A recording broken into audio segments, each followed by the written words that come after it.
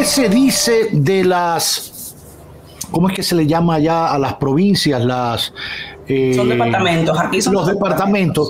Ajá. ¿Qué se comenta de los departamentos que hacen frontera con República Dominicana? ¿Qué se habla de República Dominicana, que ha salido por el mundo, no solo en esta administración, sino en otras, a reclamar la atención sobre Haití, a buscar una solución sobre Haití? ¿Qué se dice allá en Haití? Bueno, mira, uno de los grupos que sigue más de cerca el tema de los migrantes haitianos, específicamente en República Dominicana, es el Grupo de Apoyo a Repatriados y Refugiados, GAR. Incluso ese grupo ha señalado la necesidad de que el gobierno regularice a sus migrantes.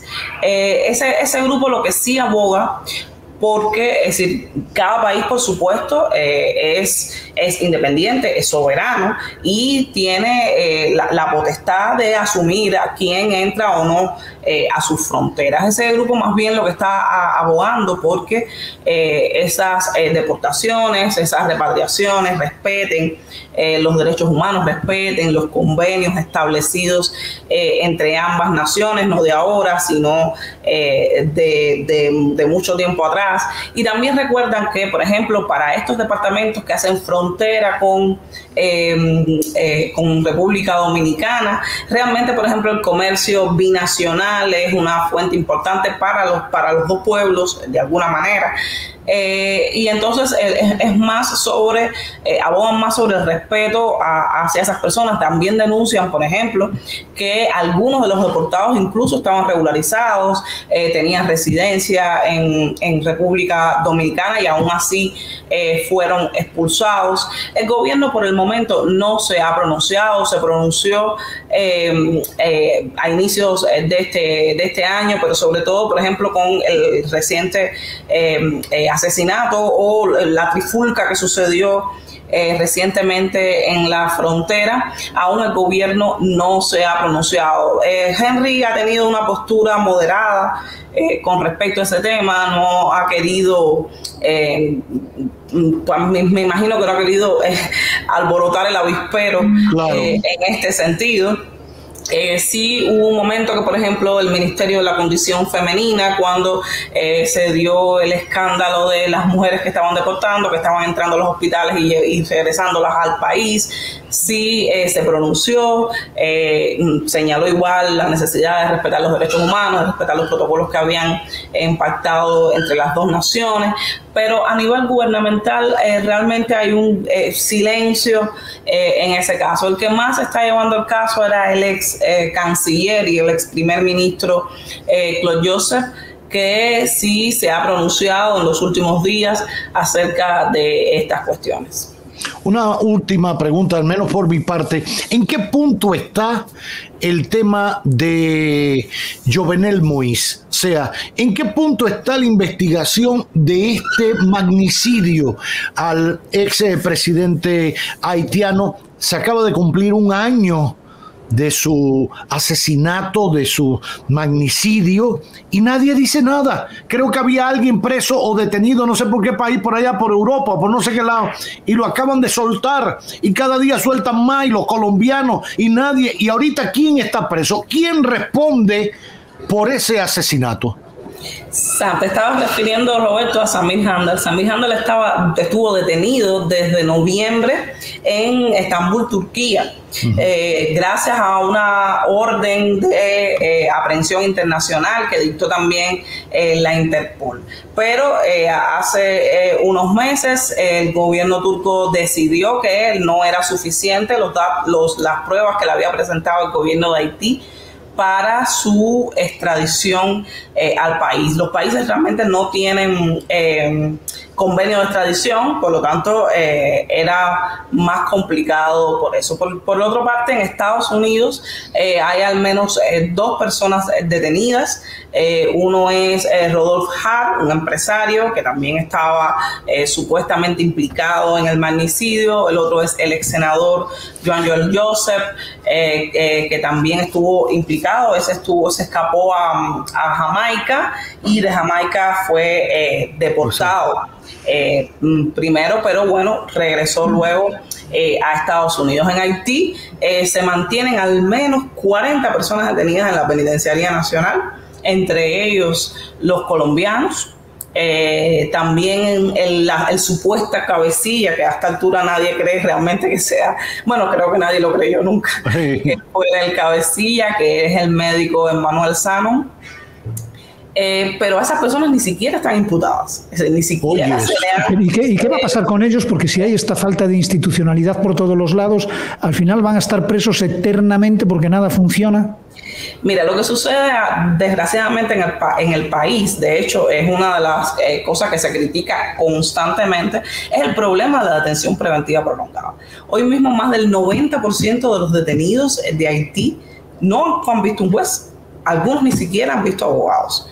Hay personas que han podido estar una década detenidos sin ser imputados, es decir, sin que respondan a un crimen específico. Y eso es lo que... Pero en este caso, entonces, eso incluso le va a convenir a alguien, ¿no? Claro, mientras la investigación no llegue realmente a término, evidentemente eso debe favorecerle a alguien, imaginamos, ¿no? Hay un quinto juez, que es el que está ahora mismo, un quinto, la investigación ha pasado hasta por 5 jueces de instrucción. El quinto asumió a principios de junio, realizó algunas entrevistas, pero eso se ha quedado en un stand-by, no se conoce realmente hacia dónde debe apuntar. Hace como 2 días, la ex primera dama Martine Etienne pidió a este juez que por favor avance en esta investigación, que ahora mismo se encuentra prácticamente paralizada. Se desconoce si se va a seguir ampliando. Estados Unidos tuvo un impulso inicial, pero también se ha quedado en una especie de stand-by de investigación por allá, y ahora mismo ese es el panorama, una parálisis prácticamente de esta investigación. Ya. Que además es lo mismo que ha estado sucediendo. De hecho, hay una organización nacional de derechos humanos, la Oficina de Protección del Ciudadano, que pidió el año pasado la intervención internacional en el caso, que el caso fuera tomado por una corte internacional, y señaló que en los últimos 25 años ningún caso de alto perfil en Haití se resolvió. Ya. En cuanto a la institucionalidad, a la salida democrática del ordenamiento de ese país, o sea, están entrampados en que el ex primer ministro, si no es legítimo, o si puede convocar o no puede convocar elecciones, que si la constitución dice que si, o sea, es una trampa. La propia constitución de los haitianos, que no puede mandar a reformar la constitución, que no puede convocar a elecciones adelantadas, que debe renunciar, que debe nombrar a uno transitorio, pero la constitución no contempla ese transitorio, ¿no? ¿Cuál es la solución para armar gobierno en Haití? Ya no estoy hablando de la pandilla y eso, de gobierno, de alguien a quien respeten en Haití. Mira, la Constitución es clara en ese sentido. El gobierno transitorio no debe durar más de 90 días. Eso es lo que establece la Constitución. Y lo que debe hacer el gobierno de transición es precisamente organizar elecciones. Entonces, lo que está sucediendo es que a nivel político hay 2 grandes fuerzas.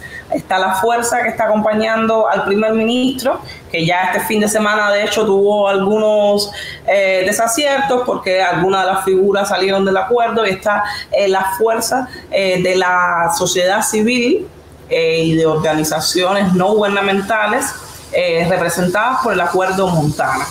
Entre esas 2 fuerzas, que son las que hoy prácticamente se reparten las plataformas sociales y políticas de Haití, no han llegado a un acuerdo que posibilite o la instauración de un nuevo gobierno de transición, como propone Montana, que de hecho ya eligió a un presidente y un primer ministro provisional, lo eligieron desde enero, ni siquiera tampoco la realización de elecciones, que es lo que propone el primer ministro Ariel Henry, y también la reforma constitucional. Estas dos fuerzas no llegan a un acuerdo común. Al no llegar a un acuerdo, entonces están en stand-by, así como la investigación. El primer ministro sigue firme en su postura de que lo que necesita el país es restablecer la seguridad, al menos una seguridad mínima que permita realizar elecciones y dejar el cargo a funcionarios electos. Por su parte, Montana señala que hoy no hay condiciones para ese proceso, que el país necesita reestructurar y fortalecer sus instituciones. Hay que recordar que, por ejemplo, Haití desde enero de 2020 no tiene parlamento, solamente tiene hoy 10 parlamentarios en activo. La Corte de Casación también, la Corte que sería la Corte Suprema del país, no está es decir, no está en activo, necesita todavía integrantes, y esos integrantes, y no los pueden nombrar porque la única persona que establece la Constitución para nombrar estos integrantes es el presidente, un presidente que no tienen.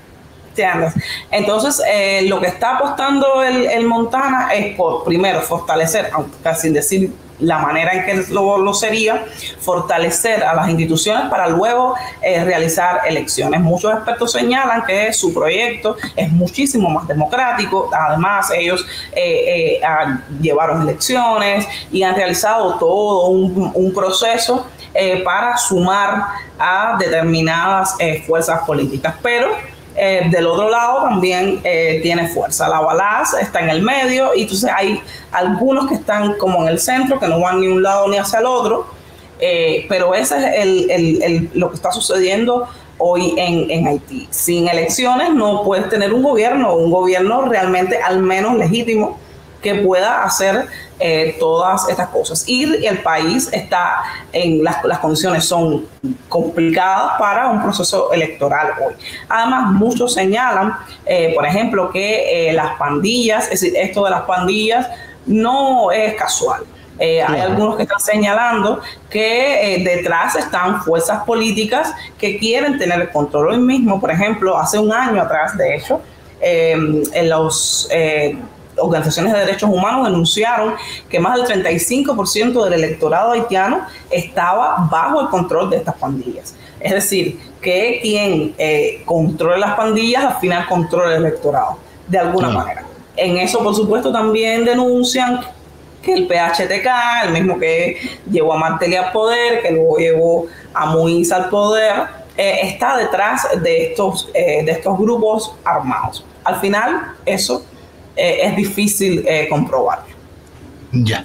Bueno, pues ahí está la realidad, un repaso rápido pero efectivo, profundo y muy profesional de Annelise Ruiz, nuestra corresponsal jefa de Prensa Latina, la agencia cubana de prensa, Prensa Latina en Puerto Príncipe, Haití. Gracias mil, cuídate.